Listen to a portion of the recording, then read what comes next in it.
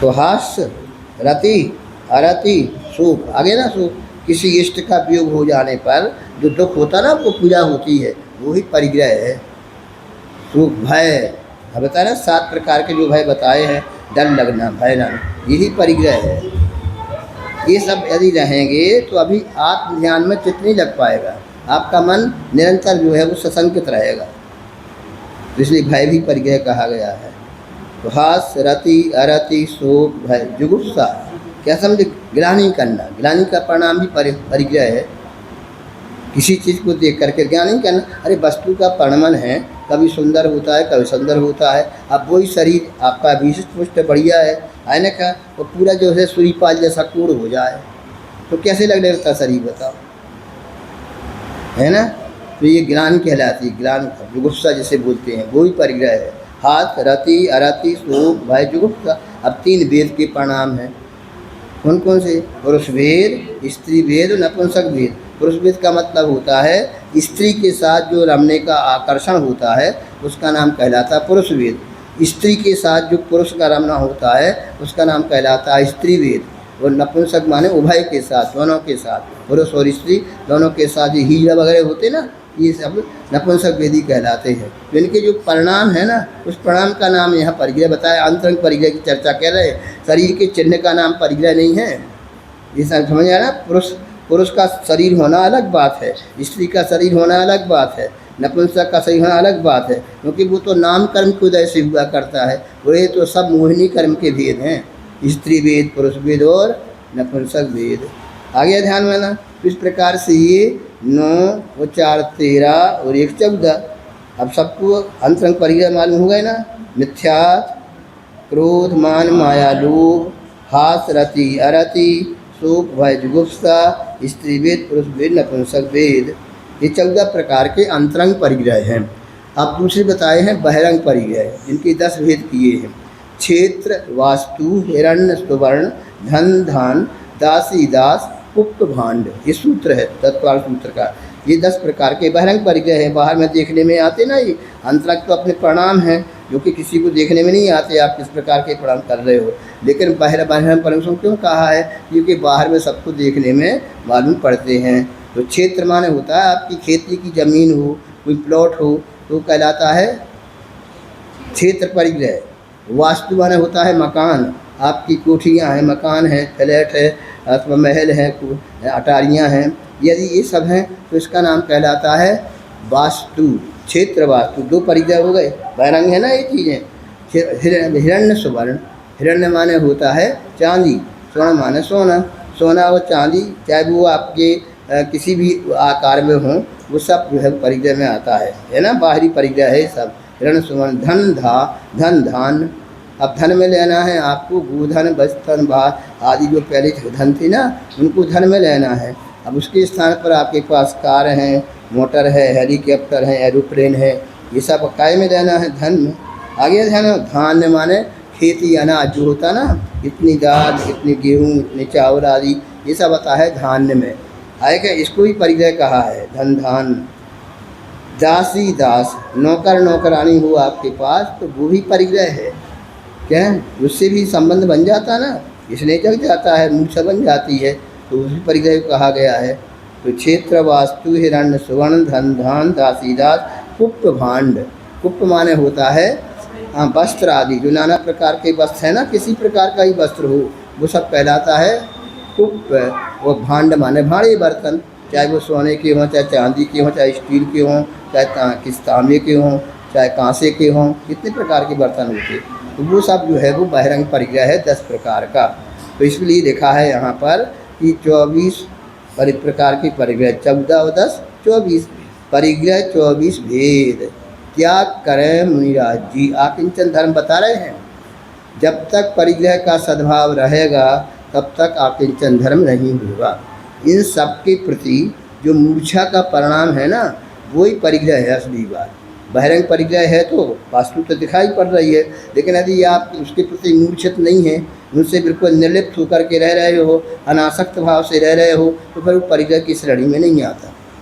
एक भिखारी है वो महापरिग्रही हो सकता है, और एक चक्रवर्ती का वैभव लिए हुए है वो जो है वहाँ तो अपरिग्रही कहला सकता है।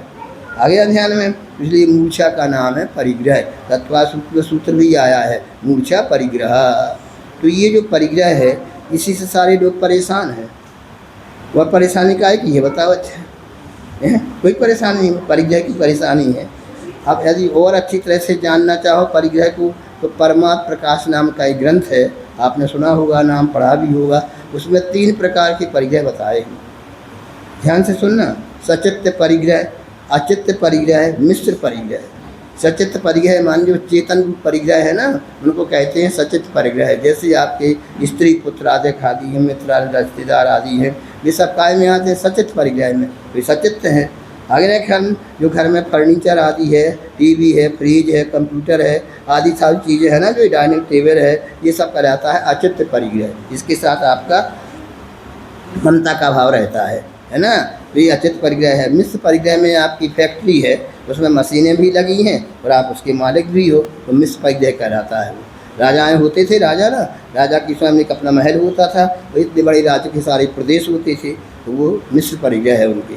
आगे ध्यान ना, वे 3 प्रकार के ऐसे यहाँ तक कहा है उन्हें तो कि यदि मुनि की अवस्था में देखा जाए तो पीछी कमंडल अचित्त परिग्रह है, चेला चेली बना लेना ये सचित्त परिग्रह है, क्या समझे। और पीछी कमंडल सहित स्वयं मुनि होना ये मिश्र परिग्रह है। जैसे उनके भी ये परिग्रह बताया है। परिग्रह की बड़ी सूक्ष्म व्याख्या जैनाचार्यों ने ग्रंथों में की है, उसको पढ़ो तो मालूम पड़ जाएगा कि वास्तव में हमने अपना स्वरूप तो समझा ही नहीं। हम तो अभी तक केवल इन बाहरी चीज़ों को ही सब कुछ मान रहे हैं और इन्हीं को अपना रहे हैं। इसलिए कहते हैं वो कि आकिंचन धर्म जो है वो परिग्रह के त्याग से होता है। परिग्रह 24 भेद त्याग करें मुनिराज जी, उनके आकिंचन परिग्रह। आकिंचन शब्द का अर्थ क्या होता है, मैं कुछ नहीं हूँ, आई एम नथिंग, बस यानी खैर अपने ज्ञान दर्शन स्वरूप को छोड़ करके अन्य सारी जितनी भी चीज़ें हैं वे मेरे नहीं हैं, मैं उनका नहीं हूँ। इस प्रकार का जो भावपूर्ण प्रत्यय होता है उसका नाम कहलाता आकिंचन धर्म। क्या समझे। उन्होंने लिखा है आत्मानुशासन में इस श्लोक आया है, अकिंचनोहम इत्वास्तो त्रैलोकाधिपतिर भवे योगी गम्यम तब प्रोक्तम रहस्य परमात्मनः। किसी शिष्य ने पूछा आत्मानुशासन में भद्राचार्य से, ये बताओ परमात्मा का रहस्य क्या है, ये समझना चाहते हैं। तो कहते अकिंचनोहम, मैं अकिंचन हूँ, बस इस भावपूर्ण प्रत्यय से आप भर जाओ, उसी प्रकार का अनुभव करने लगो, उसी प्रकार का वेदन भीतर में होने लगे कि ज्ञान दर्शन के अलावा और जो कुछ भी है वो सब मुझसे भिन्न है। ऐसा कभी अनुभव करते क्या, पर 1 मिनट भी नहीं करते। ये मेरा है, मैं इसका हूँ, ये तेरा है, ये तेरा। कल बताया था हमने, क्या कहा था, मेरा सो मेरा, तेरा सो मेरा, है ना। दूसरी बात क्या कही थी, मेरा सो मेरा, तेरा सो तेरा। लेकिन रामचंद्र जी ने कहा नहीं, मेरा भी मेरा, तेरा भी तेरा, क्या तेरा भी मेरा, है ना। और लेकिन भगवान महावीर ने तो क्या कहा था कि न मेरा न तेरा, चिड़िया रेन बसेरा, है ना। क्या तो स्थिति है कि हम कभी भी अपने अकिंचन स्वरूप का ध्यान ही नहीं करते, उसकी भावना ही नहीं पाते, उसका ख्याल ही नहीं करते। बस कुछ ना कुछ जो है चाहिए हमें, बाहर की चीज़ है, उस सब में हटके रहते भटके रहते हैं। तो कैसे होगा अकिंचन धर्म। ये तो आज जो दक्षिण धर्म है ना, बताया ना कि आत्मबोध कराने वाले हैं सब दक्षिण धर्म। आत्मबोध की ओर अपने कदम बढ़ें तो दक्षिण धर्म की आराधना सही होगी, और नहीं तो केवल पूजा से संतुष्ट हो जाओगे तो ये धर्म नहीं हो सकता। इसलिए हमें आज के दिन 5 मिनट, 3 मिनट, 1 मिनट, 30 सेकंड भी जो है ये अनुभव करना चाहिए था। सब कुछ आप करते हो, जो कुछ भी आपको करना हो, बाद में आप 30 सेकंड तक, माने 1 मिनट से भी आधा, इतने समय तक ही केवल ये अनुभव करो कि मैं अकिंचन हूँ। क्या समझो। कहते इत्वासी त्रिलोकाधिपति, बस इतना चिंतन करने से तुम 3 लोक के अधिपति बन जाओगे। क्योंकि अब चाहिए क्या, आपको कुछ नहीं चाहिए, मैं तो अकिंचन हूँ, तो आप 3 लोक के अधिपति बन गए, इनके बन गए।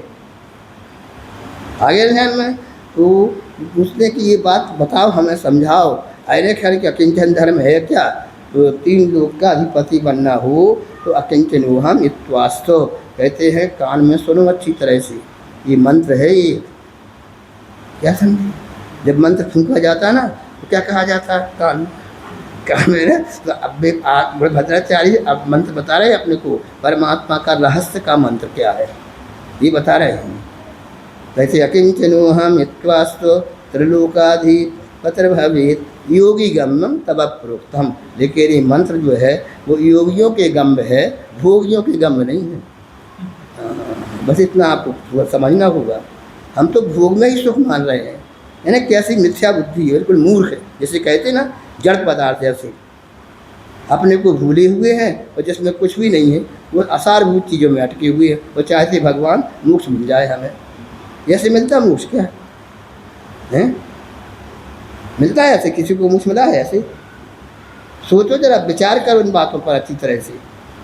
किंचनोहम हित्वा स त्रिलोकाधिपतिर भवे योगी गम्यम तब प्रोक्तम रहस्यम परमात्मना। ये मैंने परमात्मा का रहस्य बताया है। क्या समझे? इसी का अनुवाद किया है। सदा अकिंचन में चेतन हूँ, इस विध चिंतन करना है। तीन लोक का ईश शीघ्र बन, मुक्ति रमा को वरना है। योगी योग धार कर जिसको, विषय बनाते अपना है। परमात्म का गूढ़ रूप है प्राप्त और सब सपना है। क्या? सदा अचेत, सदा अकिंचन मैं चेतन हूँ। क्या समझे? मैं सदा ही हमेशा अकिंचन स्वरूप हूँ। मेरा स्वरूप तो मात्र चेतना मात्र है, ज्ञान मात्र है। सदा अकेचन मैं चेतन, इस विध चिंतन करना है। इस प्रकार का चिंतन करो अकिंचन धर्म में। ये आत्मानुशासनकार कह रहे हैं। क्या समझे? पर हाँ, तीन लोक का ईश शीघ्र बन, मुक्ति रमा को वरना है। मुझे तीन लोक का ईश्वर बन करके वर मुक्ति मोक्ष में जाना है ना? ख्याल। अब आपने जब चेतन हूँ मैं इतना सोच लिया, वो सब चीज़ें मुझसे भिन्न है, इसका संवेदन हो जाए, अनुभव हो जाए, तो बताओ तीन लोग के अधिपति आप बन गए कि नहीं बन गए? आप चाहिए क्या आपको? आपने भावना में पहले भी छूके मैं तो अकिंचन हूँ। ऐसी भावना बनाओगे तभी भगवान बन पाओगे। हम ये बता रहे हैं आपको। क्या समझिए? अपनी भावनाएं जब तक नहीं बदलोगे ना, अहंकार के भाव लेकर के मंदिर में आओगे तो क्या भगवान के दर्शन हो जाए? कभी नहीं हो सकते। हम कसाय से भरे आते हैं मंदिर में। हमने क्या कहा था? कसाय तो वहाँ छोड़ देना चाहिए जहाँ जूते चप्पल उतारते हो। कसायों का स्थान कहाँ पर है? मंदिर में, भीतरा के मंदिर में। कहाँ पर है? जहाँ जूते चप्पल है वहाँ है उनका स्थान। क्या समझे? फिर हाथ धूप करके अपन मंदिर प्रवेश करते ना तो आप शुद्ध हो गए थोड़े, क्योंकि कसाय छोड़ दिए आप, वहाँ छोड़ दिए। जब वापस जाओ तो भरी स्वीकार कर लेना है। कोई नहीं चुराएगा वहाँ। लेकिन विधि समझो कि हम आकर के मंदिर में क्या करते हैं। आकर कभी भगवान का जो स्वरूप है उस स्वरूप का कभी चिंतन किया हमने? उनके स्वभाव को कभी पहचाना? या आपस में चर्चा की किसी को, ये देखो भगवान का स्वभाव ऐसा है, भगवान का दर्शन ऐसे किए जाता है, ऐसे किसी भी को समझाया आपने कभी? नहीं समझाया। ये तो समझा देते पूजा ऐसी करना चाहिए, और वो थोड़ा सा गड़बड़ का है तो टोक भी देते हो, लेकिन टोका टोकी नहीं करना चाहिए। एकांत पर समझाओ जो कुछ करना हो, है ना ख्याल में। लेकिन जो मूल तत्व है उस तत्व को हम भूले हुए हैं। ये 10 धर्म हमें ये सिखाते हैं कि उस मूल तत्व की पहचान कर लो, आपका 10 लक्षण पर्व सार्थक हो गया। तो सदा किंचन मैं चेतन हूँ, इस विध चिंतन करना है। तीन लोक का ईश शीघ्र बन, मुक्ति रमा को वरना है। योगी योग धार कर जिसको, विषय बनाते अपना है। परमात्म का गूढ़ रूप यह प्राप्त और सब सपना है। और है भी सब ऐसा ही, लेकिन मोह के कारण, अज्ञान के कारण ऐसा अंधेरा छाया हुआ है। क्या समझे कि ये हम सोच ही नहीं पाते, ये सब अंधेरे में रह रहे हैं।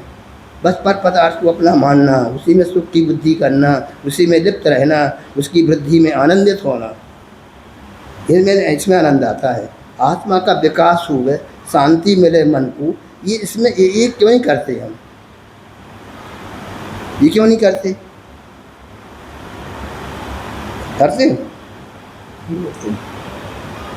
कभी नहीं सोचते, पूजा करके चले जाएंगे बस।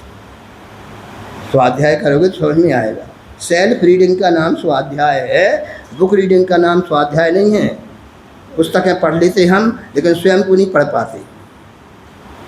समझ में है ना? बुक रीडिंग अलग चीज़ है और सेल्फ रीडिंग अलग चीज़ है, उसको करो। क्या समझे आप लोग? क्या बताया अभी हमने? स्वाध्याय किसका नाम है? स्व माने अपना, सेल्फ, अध्ययन माने रीडिंग। सेल्फ रीडिंग का नाम स्वाध्याय है, केवल बुक रीडिंग का नाम स्वाध्याय नहीं है। प्राथमिक अवस्था में जिनवाणी के पढ़ने से ही होगा, उसका निषेध नहीं है, लेकिन इसको स्वाध्याय मान लेना बहुत प्रचार हो रहा है, बहुत अच्छी भीड़ आ रही है, ये लोग इतने सुन रहे हैं। क्या सुन रहे हैं? धारणाएं तो वही बनी हैं, अकिंचन बनने की धारणा तो है ही नहीं। जो अपना स्वरूप है उसकी ओर तो ध्यान ही नहीं है हमारा। 4 प्रकार के व्यक्ति होते हैं। एक वो होते हैं जो अकेले में रहते हैं, अकेले में जीते हैं। दूसरे वे होते हैं जो भीड़ में तो रहते हैं लेकिन अकेले में जीते हैं। तीसरे वे होते हैं जो अकेले में जीते हैं, भीड़ में रहते हैं। और चौथे वो होते हैं जो भीड़ में ही रहते हैं और भीड़ में ही जीते हैं। 4 प्रकार के मनुष्य अभी इसी में मिल जाएंगे आपको, यहीं बैठे बैठे सबको। कौन बताए 4 प्रकार के? बताओ। अच्छा मैम, समझ में आया आपको कुछ? पहले कैसे बताया हमने? पहले क्या कहा? अकेले में रहते हैं और अकेले में ही जीते हैं। दूसरे जो भीड़ में रहते हैं पर अकेले हैं। हाँ शाबाश, जो भीड़ में रहते हैं पर अकेले में जीते हैं। तीसरे जो अकेले में जीते हैं पर भीड़ में रहते हैं। हाँ, जो अकेले में रहते हैं लेकिन भीड़ में जीते हैं। और चौथे जो भीड़ में ही रहते हैं और भीड़ में ही जीते हैं। ऐसे 4 प्रकार के।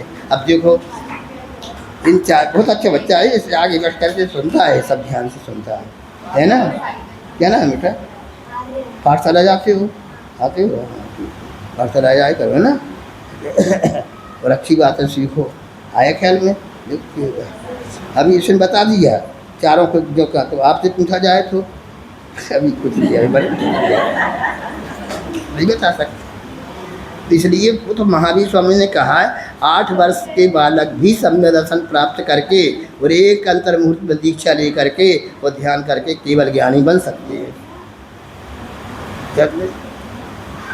हमने बुद्धि अपनी सारी जो है ना वो पर की वो लगा रखी, पूरी बुद्धि पर की हो, सुबह से शाम तक पर का चिंतन, शरीर का, कर्म का, राग द्वेष आदि विकारी भाव का, घर की चीज़ों का, परिवार का, नाते रिश्तेदारों का, मित्र का, यहाँ तक कि मोबाइल का भी ध्यान करने लगे लोग। है कैसी बुद्धि बना रखी है। हम अपनी सारी बुद्धि का दुरुपयोग इन साधनों में अटक गए, भटक गए हैं। तो आप इसको समझो, इसको देखो। अकेले में रहते हैं और अकेले में ही जीते हैं, वो श्रेष्ठ पुरुष हैं, सबसे श्रेष्ठ पुरुष हैं। जैसे 5 तीर्थंकर हुए हैं, अकेले में ही रहे हैं और अकेले में ही जीते हैं। क्या समझे? शादी नहीं कराई उन्होंने। कौन कौन तीर्थंकर हैं बताओ? अच्छा बोलो। वासुपूज, मेल्लीनाथ, नेमिनाथ, पार्श्वनाथ और महावीर स्वामी हैं, है ना? उनकी पूजा करते ना, तो कभी भाव होता है ऐसा कि भगवान जैसे आप अकेले में ही रहे और अकेले में ही जी रहे हो, ऐसे हम भी बन जाए। हैं? पूजा तो वही है जब ऐसे भाव जग जाए। अब दूसरे प्रकार के हैं, भीड़ में रहते हैं लेकिन अकेले में जीते, ये भी समझदार लोग हैं। भले ही 3 लोग सारे लोगों के बीच रह करके भी अपने में मस्त रहते हैं, अकेले में। बस अकेले मतलब अकेला मन का ही नहीं है कि कोई नहीं रहा हमारे घर में, सब चले गए, ऐसा नहीं है। अर्थ लगा लेना, सबके बीच रहते हुए भी सबसे न्यारा अपने को अनुभव करना। जग में रहते जग से न्यारे आता ना पूजन में, वे भी लोग हैं ऐसे, बहुत अच्छी बात है। क्या समझे? लेकिन अब 2 प्रकार के लोग ऐसे हैं कि भीड़ में ही रहते हैं और भीड़ में ही जीते हैं। कुछ प्राप्त होने वाला नहीं है इन लोगों को। क्या समझे? भीड़ में क्या मिल सकता है? कुछ नहीं मिल सकता। जो भी जिनको भी प्राप्त हुआ है वो अकेले में प्राप्त हुआ है, ये भी ध्यान रखें। भीड़ में जितने तीर्थंकर हुए ना, सब अकेले स्वयंभू बन करके दीक्षा ली, तब कल्याण किया, अपना तप में बैठे, तपस्या में करे। किसका ध्यान था उनको? मात्र अकेलेपन का। एकत्व भावना का चिंतन करो हमेशा। मैं एकाकी एकत्व लिए, एकत्व लिए सब ही आते, तन धन को साथी समझा था। और हम तो रोते रहते, ये चले जाते, हम रोते रहते। जो लाभ है उसका संग अच्छा नहीं होता, जो हंसावे प्रसन्न रखे विशुद्धि बनावे उसका संग करो।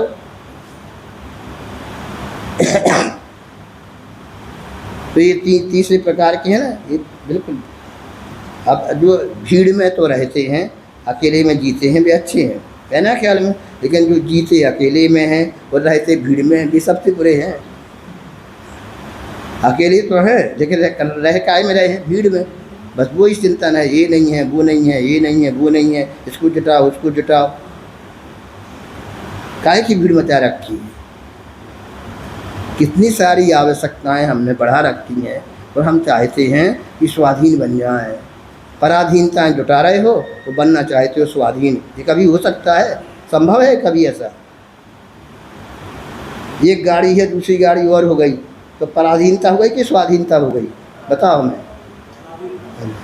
अब आपको विकल्प रहेगा, आया दूसरे के लिए ड्राइवर रखना पड़ेगा, उसको इतना वेतन देना पड़ेगा, और कदाचित ऐसा भी हो कि ड्राइवर को भी बीमार बदमाश भी होते हैं, एक आध दिन गाड़ी लेकर चलाई जाए, ऐसा भी तो हो सकता है। कुछ चिंताएं बढ़ा दी, आकुलताएं बढ़ा, कहते हम सुखी हो गए। स्वाधीन बनो, जितना जितना आप स्वावलंबी बनोगे उतना ही आत्मा का विकास होगा, आपको सुख शांति का अनुभव होने लगेगा। और जितनी जितनी आप संपदाएं आपदाएं अर्जित करोगे उतने ही विकल्प बढ़ते जाएंगे और वह ममता कभी फिर दूर नहीं होगी, उसके संस्कार बन जाएंगे। तो फिर भगवान तत्व जीव को इस मिथ्यात्व भाव के कारण रुलना पड़ेगा। तो अच्छा बताओ, इन 4 प्रकार की मनुष्यों में आपको कौन सी शैली अच्छी लगती है? बताओ, बोलो। हैं क्या? अकेले में? हाँ, अकेले में ही जीना है, अकेले में ही रहते हैं, है ना? हाँ ठीक, सबसे श्रेष्ठ तो यही है, अपने का अकेलापन अनुभव करना। ये बड़ी भावना रखी उनने, एक 12 भावनाओं में एक भावना है ये। आप अकेला अवतरे मरे अकेलो होए, यो कबहू इस जीव को, कबहू, कबहू माने नेवर, कभी नहीं। अब हम सोते हैं अभी तो हैं सब, वो कह रहे कभी नहीं, अभी भी नहीं।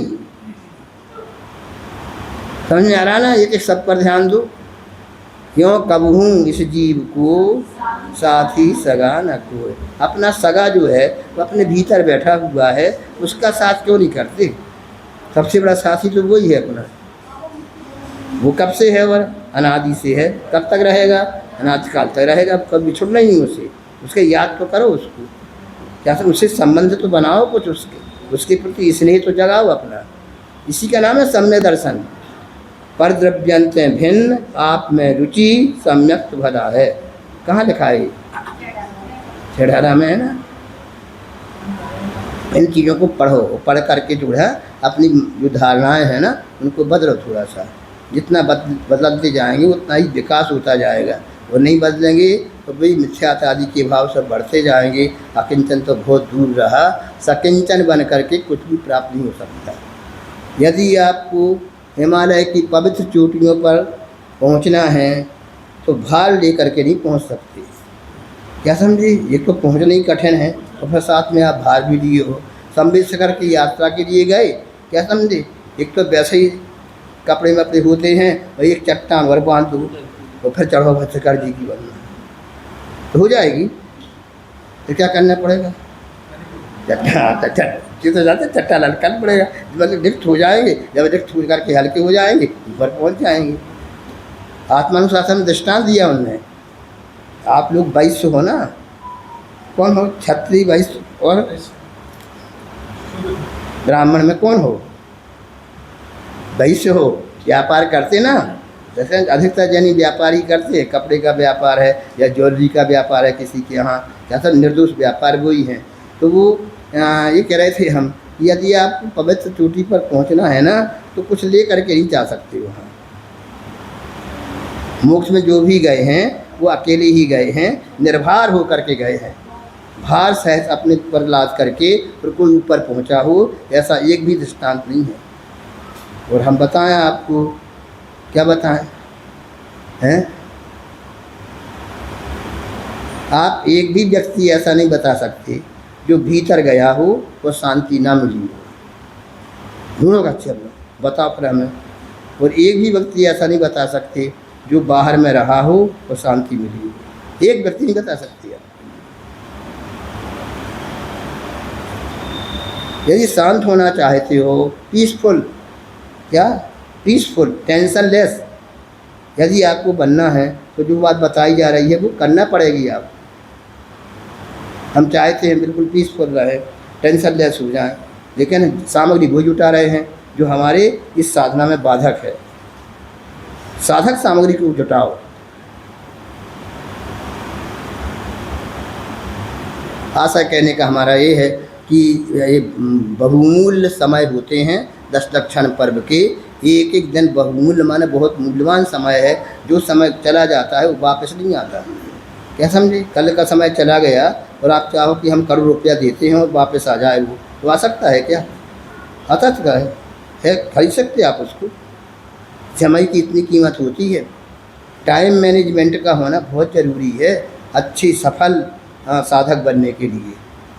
जिस समय जो काम कर जिस समय करने का है, इसे तो आचार्य ने बताया है कि जैसे जैसे प्रतिमाएँ बढ़ती जाती हैं, आपने दूसरी प्रतिमा ली 2 बार सामायिक करो, तीसरी प्रतिमा ली 3 बार सामायिक करो। 3 बार का समय कौन सा है? दोपहर का और बढ़ जाता है, तो समय पर करो। आए ख्याल में? ये जो है ना, ये समय की कीमत हम कुछ नहीं समझते। यदि उस समय पर, जिस समय आपका सामायिक का समय है, चाहे सुबह का हो, चाहे दोपहर का हो, चाहे शाम का हो, उस समय आपके कोई लौकिक काम आ जाए, सब छोड़ दो। हमने क्या नियम लिया है? सामायिक का नियम लिया है। सामायिक करेंगे पहले। आपकी दुकान पर सीजन आता ना, कभी कपड़ों का सीजन, विवाह आपको कोई ऐसा ग्राहक आ जाए कि वो 25,000 के कपड़े लेना चाहता है, विवाह शादी का मौसम है, ऐसा समझे। और उस समय आपकी समझो दुकान पर आप बैठे हो और आपके जो है वो सीजन का समय है और आपने सामायिक प्रतिमा ले रखी है, तो बताओ समय को टाल करके उस ग्राहक को निपटाओगे कि सामायिक करोगे? बताओ क्या करोगे? है हम तो वही करेंगे जो करते आए, हमें बदलना यही नहीं।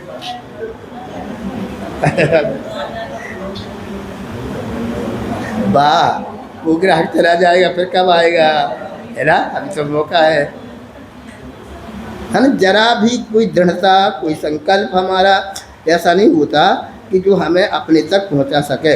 हम बीच में ही बस रह जाते हैं और बीच में रह करके फिर उसी झमेले में पड़ करके जो कहते हो हमारा चक्र चलता रहता है। एक गुरुकुल का विद्यार्थी था। गुरुकुल में पढ़ते थे बहुत विद्यार्थी। गुरुकुल होते ना, उस गुरुकुल में राजपुत्र भी आते हैं, श्रेष्ठी पुत्र भी आते हैं, गरीब पुत्र भी आते हैं, गरीब लोग भी आते हैं, सब प्रकार के विद्यार्थी आते हैं गुरुकुल में। सबकी शिक्षा पूरी हुई और शिक्षा पूरी होने के बाद दीक्षांत समारोह भी हो गया। सबको डिग्रियां मिल गई और डिग्री मिलने के बाद सब लोग अपने अपने घर जाने को तैयार हो गए।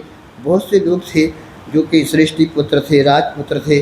जब वो जाने लगे तो गुरु जी के पास उनने कुछ भेंटें दी कि अब हम तो जा रहे हैं, आपके ने इतना पढ़ाया है, इतना परोपकार किया है, हमें ज्ञान दिया है, रोशनी हमारी आंखों में डाली है, हम तो बड़े अंधे थे।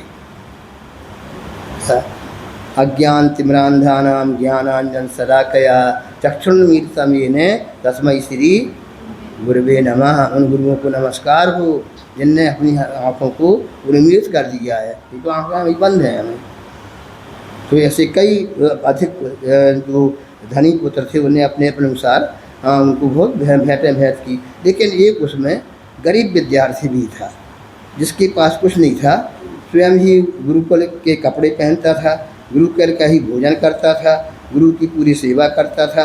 और अपनी पढ़ाई के बाद जब वो जाने को हुआ तो देखता है कि सारे लोग गुरुओं को भेंटें दे रहे हैं, मेरे पास तो कुछ भी नहीं है। क्या समझे? तो जरूर के पहुँच करके रोने लगा, उसको आंसू आ गए। बोले गुरु जी पूछते आंसू क्यों से है? बोले क्या बताएं, सब लोगों ने तो आपको बड़ी बड़ी भेंटें प्रदान की हैं, लेकिन हमारे पास तो कुछ भी नहीं है। क्या समझे? उस गुरु जी कहते तुम चिंता मत करो, है ना खर्म, तुमने बहुत कुछ दिया है, ये आंसू तुम्हारे निकले हैं ना, इससे शायद मालूम पड़ती है कि तुम्हारी श्रद्धा, तुम्हारी भक्ति गुरुओं के प्रति कितनी होती है। और वो कहता है नहीं नहीं, ऐसे हमें संतोष नहीं होगा। तो फिर क्या है, हम एक कहते हैं आपसे, गुरु से विद्यार्थी कहता है कि जब हमारे पास कुछ हो जाएगा तो आप अवश्य उसको स्वीकार करेंगे, ये आश्वासन दो, तब हम जाएंगे। समझ में आ गया ना? आ रही समझ में? क्या क्या क्या कहा उसने? हाँ, अभी तो हमारे पास कुछ भी नहीं है, अभी तो आपके ही सब कुछ इस्तेमाल किया, आपका भोजन किया, आपके वस्त्र पहने, आपके आश्रम में रहे, आपने शिक्षा दी, उसको ग्रहण किया, अभी तो कुछ नहीं है। लेकिन अब आगे जा कर के अब डिग्री प्राप्त हो गई है, कुछ करेंगे या कुछ उपाय हो जाएगा, तो जब जो कुछ भी हमारे पास होगा वो आप स्वीकार करोगे, ये आश्वासन दे दो। गुरु जी फिर कहते हैं कि तुम इसकी चिंता मत करना। क्या समझे? वर्तमान में जीना सीखो, भविष्य की चिंता क्यों करते हो? भविष्य में हम कहाँ होंगे, तुम कहाँ होगे, कोई ठिकाना है क्या? है ना? आध्यात्मिक पाठशाला चलती थी पहले गुरुओं के यहाँ। जैसे तुम, हमारी आदत क्या है, हम भविष्य की चिंता करते हैं या फिर पास्ट की जो चीज़ें गुजर गई हैं ना, उनकी चिंता में बने रहते हैं। वर्तमान में हम क्या हैं, कैसे हमारे भाव बन रहे हैं, इसकी ओर बिरले लोग जो हैं जी रहे होंगे, वे ही कारण के दुखी रहते हैं। खैर, गुरु जी ने जब ये कहा तो कहता है कि 5 स्वर्ण मुद्राएं हम लाएंगे, देखो वो आपको भेंट में स्वीकार करना पड़ेंगी। तब गुरु जी ने कहा तुम कोई बिल्कुल चिंता नहीं करना, जितने भी हो दे आना, नहीं हो तो कोई बात नहीं है, तुम तो जाओ अब काम करो अपना। तो उसको ये चिंता हो गई और गुरु जी ने आश्वासन दे करके, वो आश्वासन दे करके चलाता है। वो जा करके क्या करता है कि अपने एक मित्र के पास पहुंचता है राजधानी में। राजधानी माने दिल्ली, है ना? राजधानी क्या है? कौन सी दिल्ली है? तो वहाँ पहुँच करके अपने मित्र का मेहमान बनता है। बहुत दिन से मित्र से मिलान नहीं हुआ था, अब पहुँचता है तो मित्र भी उससे बड़ी सद्भावना दर्शाता है, उसकी किसी के कृतज्ञ होता है कि आप मिलने तो आए कम से कम। क्या तुमने? वो कहता है कि मिलने ही नहीं आए हैं, कुछ समस्या भी साथ में है। समस्याएं सबके साथ रहती है। मित्र ने जो है उसका सारा इंतजाम कर दिया कि तुम जो है वो इस कमरे में सब प्रकार की फैसिलिटी है, एयर कंडीशन लगा हुआ है, AC लगा हुआ है, अच्छा बिस्तर बिछा हुआ है, सब प्रकार से जो है वो बंद कर दिया, तुम यहाँ सो, रात को सुबह अपन चर्चा करेंगे, अब बहुत रात हो गई है। ऐसा मित्र ने किससे कहा? किससे कहा? हाँ, उस छात्र से कहा है ना, उस विद्यार्थी से कहा। तो उसको जो है वो कमरे में लेटने के लिए कहा, कर दिया गया। लेकिन क्या बताएं, वो करवट बदलता रहा, उसको नींद नहीं आई, जबकि अच्छी गद्दे भी बिछे थे, पंखा भी चल रहा था, AC भी थी, अच्छा फ्रिज भी लगा था, ठंडा पानी, नींद नहीं आ रही थी उसको। तो मित्र ने पूछा कि क्या बात है, क्या चिंता है? वो कहता है एक ही चिंता है बस। क्या चिंता है? यदि मुझे 5 स्वर्ण मुद्राएं मिल जाएं तो मैं गुरु जी के चरणों में भेंट करके निवृत्त हो जाऊंगा, तो फिर कोई चिंता मुझे नहीं रहेगी। बस इसी चिंता में मैं करवटें बदल रहा हूँ, नींद नहीं आ रही है। जब चिंता होती तो नींद आती क्या है? लेकिन चिंतन करो तो बहुत अच्छी नींद आती है। चिंता नहीं करना, चिंतन करना। क्या करना? तुम क्या करते? अच्छे बताओ, चिंतन करती कि चिंता करती? आप बोलो, क्या करती रहती? चिंता करती रहती बस। चिंता ही करो। तो परमानंद स्तोत्र है एक, उस सूत्र में लिखा है उत्तमा स्वात्म चिंता स्यात्, सबसे उत्तम चीज जो है अपने आत्मा की चिंता करना है। हम तो पर की चिंता में लगे रहते हैं, पर की चिंता में, कभी मकान की, कभी कार की, कभी परिवार की, कभी रिश्तेदारों की, कभी इसकी, कभी उसकी, इन चिंताओं में लगे रहते। आत्मचिंता करो ना। ये जो बैठे हैं ना भगवान, इनने किसकी चिंता की थी? अच्छा बताओ, किसकी चिंता की थी? तो तुम उनके दर्शन करने आते तो फिर तुम काय की पर की चिंता करते? मंदिर अपनी चिंता करना चाहिए कि मुझे इसलिए आया हूँ कि मुझे कसाई नहीं करना यहाँ करके, कहते मेरा मोह दूर हो जाए भगवान, मैं तो ऐसी भावना लेकर के आता हूँ आपके पास। ऐसी अच्छी भावनाएं भाव खैर उसने कहा कोई बात नहीं है, देखो तुम राजधानी आए हो, यहाँ पर सारे लोग संपन्न हैं और राजा का तो यहाँ पर बड़ा उदार है। उसने घोषणा कर रखी है कि जो सबसे पहले याचक मेरे पास आएगा वो जो मांगेगा वो दूंगा मैं उसे। वो मित्र कहता है ऐसी राजा ने घोषणा कर रखी है, आज तक तो यहाँ पहुँचा ही नहीं है। तुम आए हो तो अच्छी आराम से थोड़ा सो करके जल्दी सुबह उठना, उठ करके कहाँ पहुँच जाना, राजा के राजद्वार पर पहुँच जाना। क्या समझ, जैसे ही राजा द्वार खेलेगा तो अपने हाथ जोड़ करके आप निवेदन कर देना। हुआ भी ऐसे ही, वो पहुँचता है, सुबह उठता है, जल्दी तैयार होता है तो तैयार होकर के राजमहल के द्वारे पर पहुँच जाता है। सुबह होता है, राजा की आदत थी सुबह उठता है, उसका एक बाग था, गार्डन था, तो उस गार्डन में चक्कर लगाता था। जैसे ही द्वार खोला उसने देखा कि युवक खड़ा हुआ है सामने और हाथ जोड़े हुए है। राजा ने कहा क्या है, क्या बात है, इतनी जल्दी क्यों आ गए हो? बोले कि हमने सुना है कि आपने घोषणा कर रखी है कि जो पहला याचक होगा वो जो मांगेगा वो मैं दूंगा। ऐसी घोषणा आपने कर रखी है, इसलिए मैं कुछ देने आया हूँ। क्या समझे?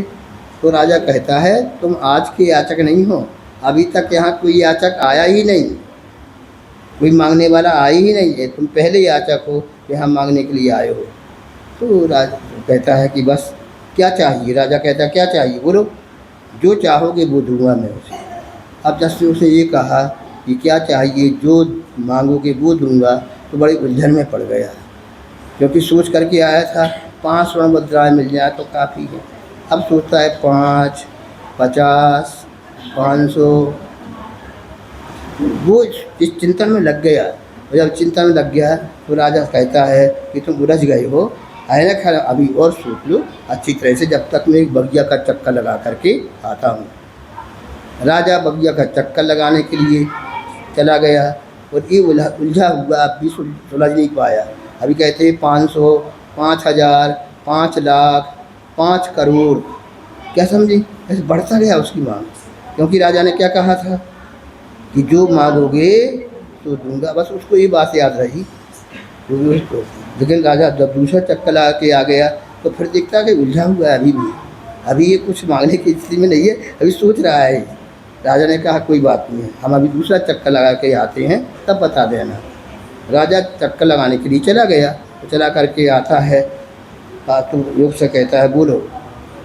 बोले बोले क्या है, गुरुजी ने इतनी संख्याएँ ही पढ़ा पाई हैं करोड़ तक। क्या समझे, और संख्याएँ भी तो अभी तो पढ़ नहीं पाए पूरी संख्याएँ।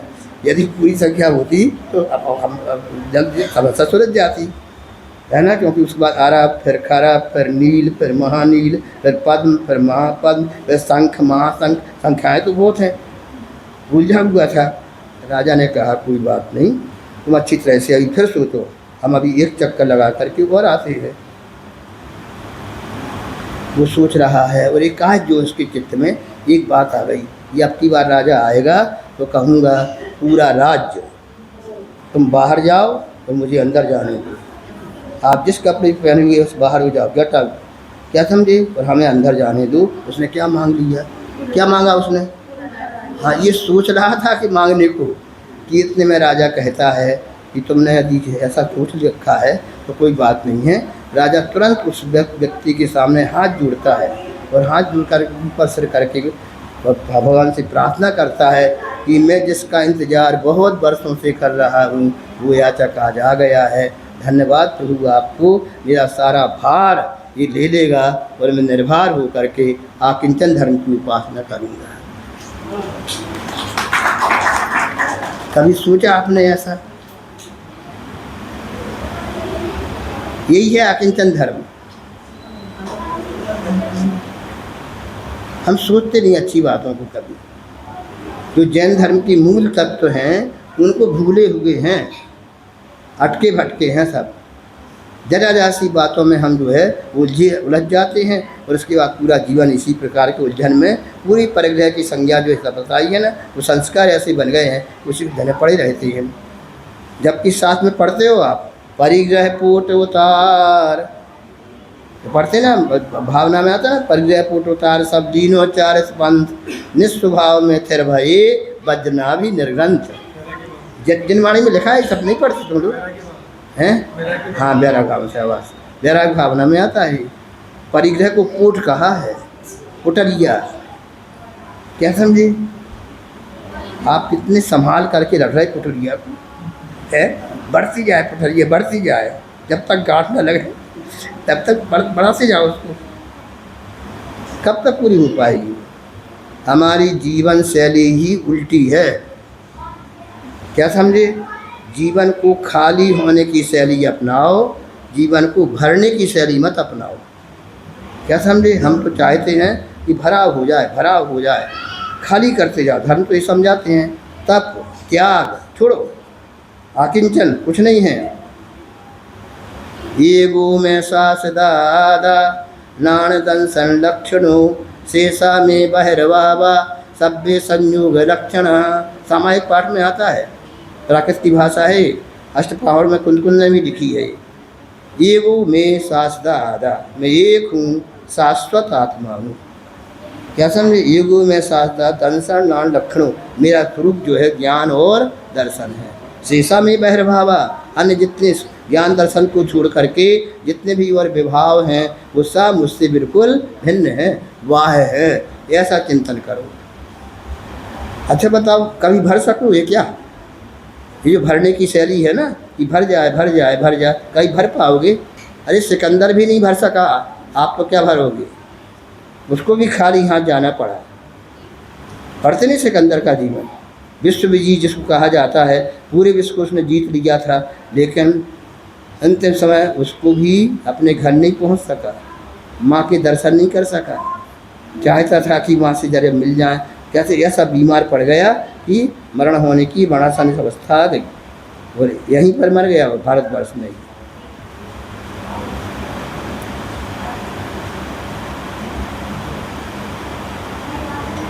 वो आता ना, सभी हाली बहाली से सिकंदर जब गया दुनिया से दोनों क्या हाथ खाली से। आप तो दोनों भर करके ले जा चाहे थे। वो समझा रहा है उसको, अंत में कम से कम इस सबक तो उसको याद रहा कि दुनिया समझ लेवे कि देखो सिकंदर ने इतना सारा आक्रमण करके सब देशों को जीता, लेकिन एक क्षण भी उसके साथ नहीं जा रहा है, खाली हाथ जा रहा है। उसने आकिंचन का सबक समझाने का प्रयास किया। तो परिग्रह 24 भेद त्याग कर मुनिराज जी, तृष्णा भाव छेद घटती जान घटाइए। अब कहते हैं गृहस्थ अवस्था की बात कि बुनियाद को अपने परिग्रह छोड़ करके आप ध्यान में लग जाते हैं। अब गृहस्थ क्या करे? परिग्रह की आवश्यकता तो होती है, आवश्यक चीज़ें तो उसे जुटाना ही पड़ती हैं, नहीं तो फिर कैसे धर्म ध्यान कर पाएगा वो? बिंदान श्रावक साधु दोनों लहनाई, बोध को पढ़ा था ना कल, तो ये उसको तो ज़रूरी है। कहते देखो परिग्रह का निषेध नहीं कर रहे हैं हम, क्या समझे? परिग्रह के कारण जो विग्रह होता है उसका निषेध कर रहे हैं। विग्रह जानते हैं? लड़ाई झगड़े, क्या समझे? इतने झगड़े बचाते हैं कि माता पिता की सारी संपत्ति बेटा जो है अपने नाम कर लेता है, वह फिर माता पिता को कहता है कि गेट आउट, मकान हमारा है, रजिस्ट्री करा ली हमने। ऐसे केस सुने जाते आज भी।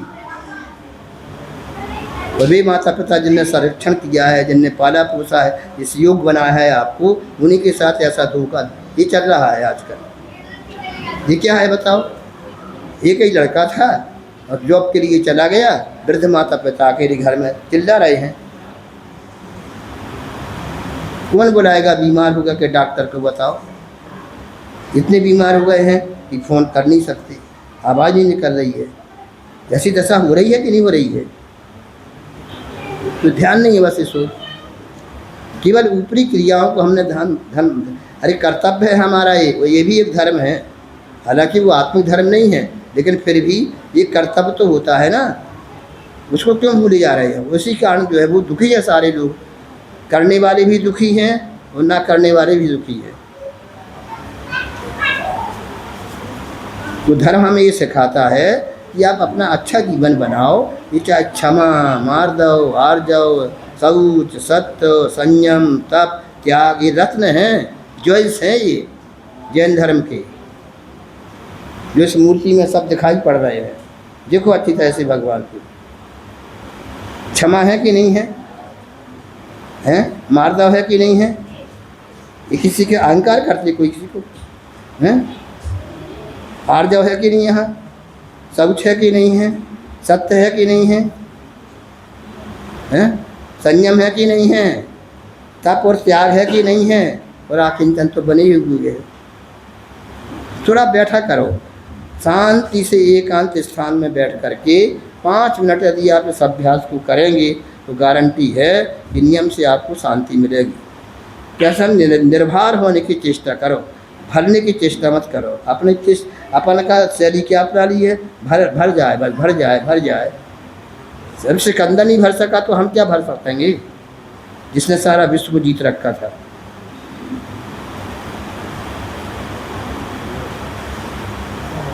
सोचो अच्छी तरह से, है ना। तो तृष्णा तो नहीं करो, कम से कम ये कह रहे हैं तृष्णा भाव उचित घटती जान घटाइए। तृष्णा कहते किसे हैं? जो प्राप्त है आए ना ख्याल में, उसमें संतोष नहीं है, जो आप प्राप्त है उसकी चिंता कर रहे हैं, इसका नाम है तृष्णा। क्या कहा हमने? जो प्राप्त है उसका तो सुख नहीं भोग रहे हैं, वो जो प्राप्त नहीं है उस चिंता में उलझी हुई है, इसी को तृष्णा कहते हैं। तृष्णा भाव उचित घटती जान घटाइए, उसको जितना घटा सको उतना घटाओ। उत्तम किंचन गुण जानो, परिग्रह चिंता दुख ही मानो, फांस तनक सी तन में चाहे लंगोटी की। अब देखो एक एलक महाराज देखे आपने, जानते हो एलक महाराज? ऐसा कोई बस पहनते क्या? अभी कोई नहीं पहनते। वाह एक लंगोटी रहती है ना, एक लंगोटी रहती है, पहनती क्यों नहीं है? लंगोटी पहनती है। जब तक लंगोटी रहती है तब तक 16 स्वर्गों से ऊपर नहीं जा सकते। एक लंगोटी जो है वो 16 स्वर्ग से ऊपर नहीं जा सकती है, इतनी बाधक है ये वाली एक लंगोटी। जरा सी लंगोटी होती बस, कुछ ज़्यादा बड़ा बस नहीं होता उनके पास।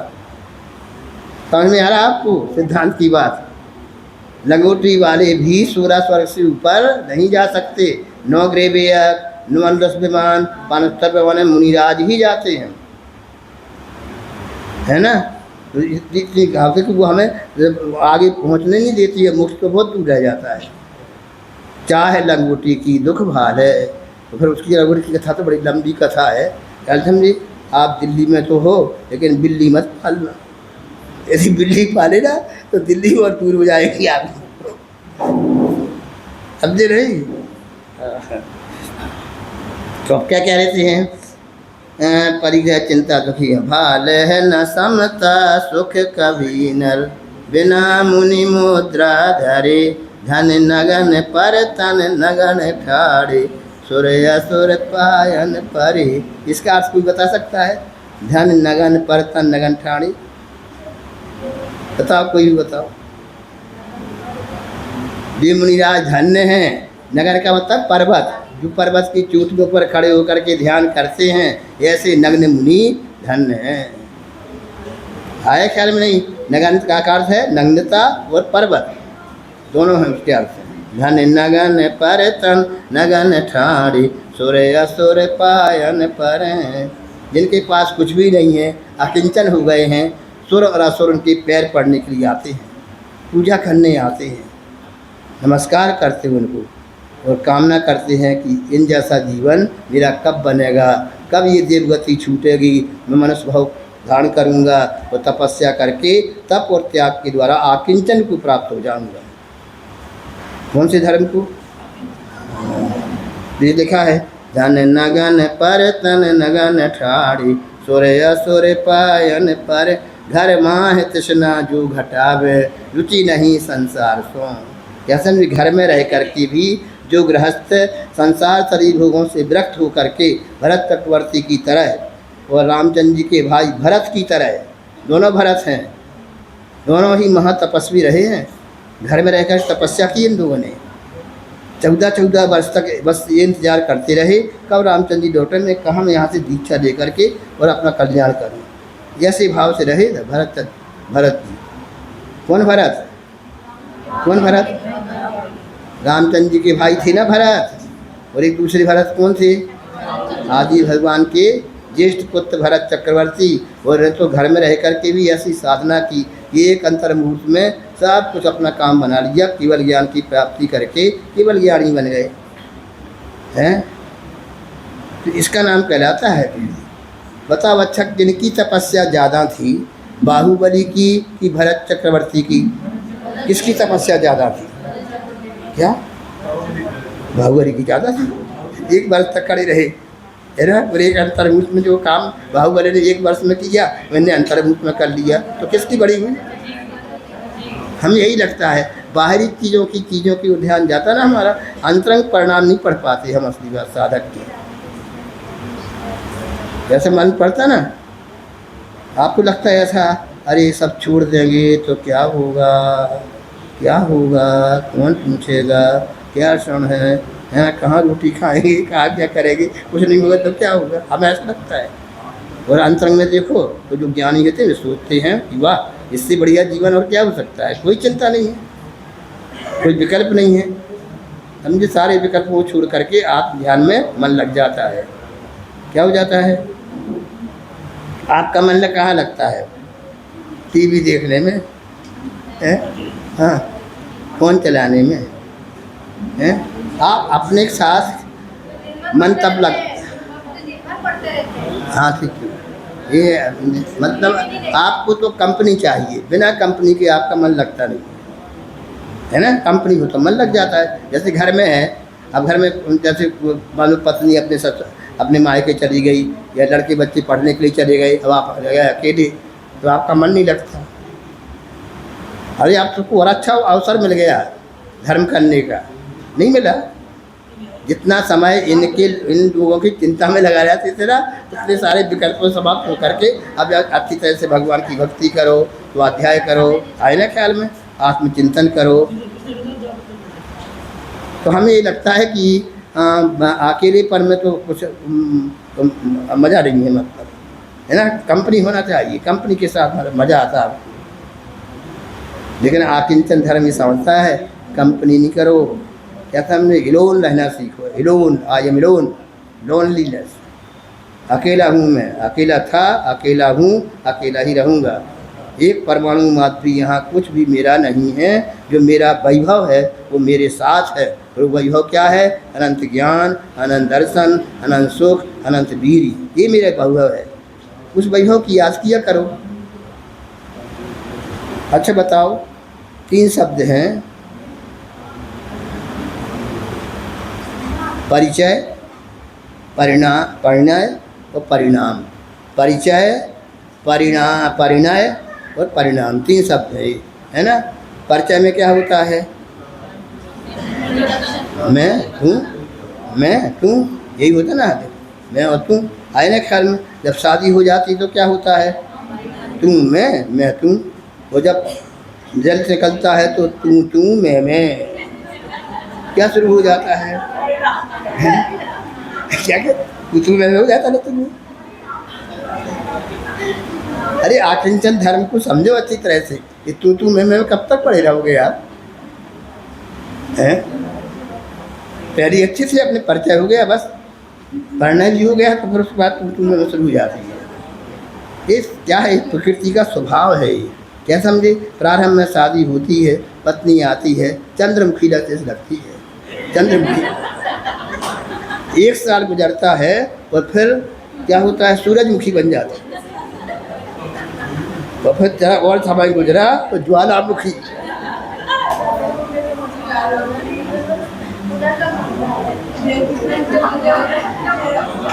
अरे आप लोग के लिए यही हालत है। प्रारंभ में आप लगते हो ना, पहले लगते हो प्राणनाथ, हमने एक समय गुजरा, फिर कहते नाथ, और फिर ज़्यादा समय अनाथ हुए। ये आपकी हालत है। इनको समझो अच्छी तरह से कि अकिंचन है क्या आखिर, क्या समझे? बढ़ो इनकी ओर से, इनसे बचना चाहते हो, अकिंचन धर्म की आराधना करो। यहाँ तक लिखा है कि जो अकिंचन धर्म की आराधना करता है वो परम समाधि दशा को विस्तारता है। इसमें देखो इसमें लिखा है ना, उत्तमया किंचन धृतधार परम समाधि दशा विस्तार। कितनी अच्छी दशा काय से मिली? अकिंचन धर्म से। फिर आज आपका समय बहुत हो गया है, इस चर्चापन फिर करेंगे। आप लोग बताते भी नहीं कि समय हो गया। चलो जा बाण